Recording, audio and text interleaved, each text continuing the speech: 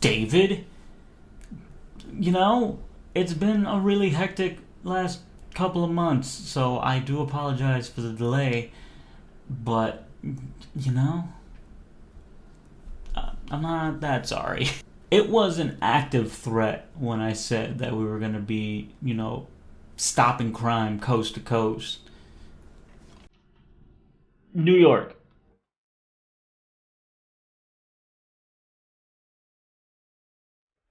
Yeah. Welcome to the Empire State. This is a retro kick to the balls. I say that because I didn't realize how the arcadiness of true crimes is the game's heart and soul. With the simple removal of it and a step towards the more realistic, it all comes apart. Now, things that do come back is the crazy gunfire lock-on and spamming light attack brawling style. Unfortunately, this time around, there's a variety to it all, and it kind of really takes away from it and thins out all of the gameplay. The badge currency system has been replaced with ranks and actual currency. As you do good cop deeds, you progress through your rank, and as you rank up and time passes, you get paychecks. Even here, one must wait for payday. As you rank up, you gain access to better weapons, vehicles, skills, and vehicle maneuvers. There's still the opportunity to unlock fighting styles from dojos. Certain styles are weak or strong against others. There's now shops for unique items such as music shops, clothing stores, car dealerships, and mechanics also sell street and police upgrades for your vehicle. And instead of walking to the door of a pharmacy and healing up, you gotta talk to a hot dog vendor and go for Nathan's hot dog eating records to regain health. And this time around, the city is broken up into sections, and each section has its own crime level. There's side stories on chop shops, and pimps going to war with their workers as you stop and deal with street level crimes in between missions.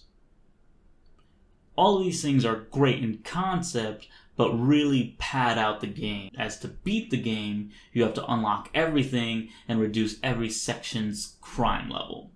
Even after all that, there's still one unlockable after the final mission. I'm not even going to pretend that this game is enjoyable. As soon as I tried to find a walkthrough and instead found cheat codes, I plugged in those sons of bitches so fast I had the energy of 90s Lunchables and lizard water hitting my veins. Now, enough of my complaining, and let's get to the story. As much as it pains me, this time around we're not playing as Nick Kang, like as if he got transferred from LA to New York, or if he actually got into the FBI, seeing as he took down the triads. But instead, we're Marcus Reed. The tutorial just hits the ground running, and is also the template for every single crime organization. You show up somewhere, mess up the hangout, chase down the bad guy as he sends cannon fodder to the slaughter. Second dad, Detective Terry Higgins, shows up and covers for you as you make your escape. Smash cut to 5 years later, and Marcus Reed has not only joined the PDNY, but is also joining the Organized Crime Unit. The head of the OCU is pretty butthurt about a gangster-turned-cop that has passed all of the tests to make it to detective, and is just right off the bat the bad guy. As the tutorial continues, you get more of the basics, and then you're off to meet your first dad, crime lord Isaiah King Reed, who apparently runs his cell, or the cell block, or the whole prison, because he has an office inside of his cell. The meeting is cut short, and you go with second dad to a meetup, and then second dad gets blown up.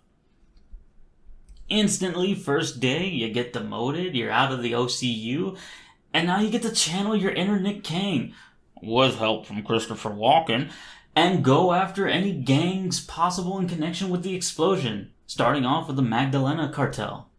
Like True Crimes LA, every mission is the same, in which, you did in the tutorial.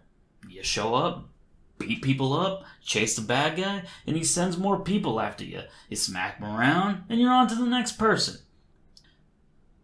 Difference this time is that your beginning gang is just a quarter of the whole story. Once you take down the cartel, you get a choice on who you take down next. You get the Palermo Mob, the President's Club, and the Shadow Tong. Alright, speed round. The mob is moving into realty and funding it with dead people stuff because, they also run a funeral home. The President's Club is a bunch of small-time New York gangs that have named themselves after dollar bills, leading all the way up to Benny Frank. And they have Yakuza ties that have been sending them designer drugs. The Shadow Tong is the triads here in New York that have been making fake artifacts and souvenirs through slave labor of people that they've trafficked in from China. If you fail to get information from some of these people that you're hunting down from the mob, the gangs, and the triads, you can also do shady jobs for first dad, through some taxi driver, or through a brothel maiden.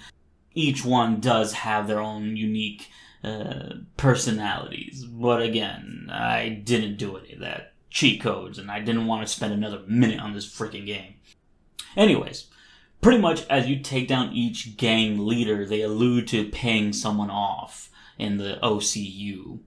Now, with a mole in the PD and Y, you start putting the pieces together, and you kind of get the idea that it's the bad guy, head of OCU himself.